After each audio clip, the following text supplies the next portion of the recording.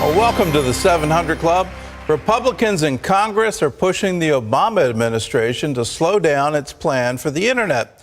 The White House is moving to give up the administration's control of the World Wide Web.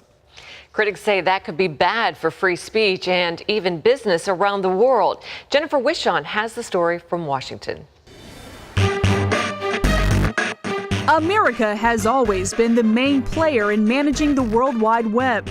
Even conservatives who typically want to limit the role of government say it's an example of Washington doing something well. It's a very relaxed control, which is why I think we've seen the internet grow to be an incredible voice of freedom, not just in the United States, but around the world. In the late 90s, the Commerce Department formed a nonprofit agency called the Internet Corporation for Assigned Names and Numbers, or ICANN, which governs the system that assigns website addresses and directs internet traffic. We're talking about every email, every time that you search something on Google. I mean, we're talking about every transaction. Sure, every transaction. But following Edward Snowden's revelations about America's spying activities, the Obama administration is feeling international pressure to give away the authority to direct web traffic.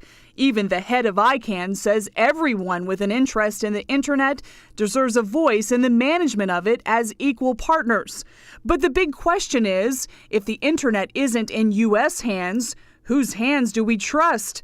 China and Russia are waiting in the wings to fill the vacuum if the U.S. cedes control, and there's a great fear that the internet will eventually wind up under the control of a UN organization called the International Telecommunications Union. It's controlled by bad actors. In fact, they've now passed already a resolution through that will allow governments to shut off websites, and that won't be a violation of human rights. Indeed, many critics worry if another country or countries take over managing the web, it could lead to the suppression of free speech and political dissent, possibly even hurting international business over the web. Congress is considering two actions. One delays the transfer of control.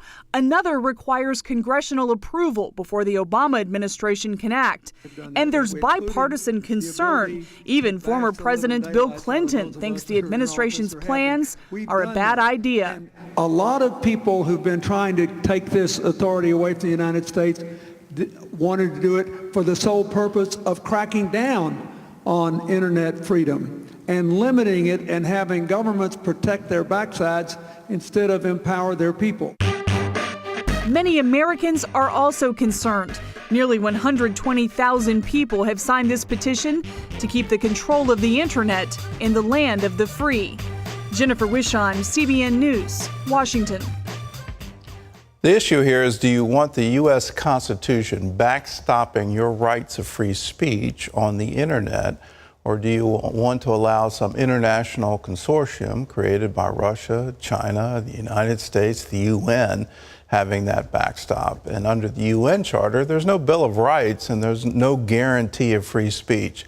So if you want to get involved in this, go to aclj.org and you can sign that petition.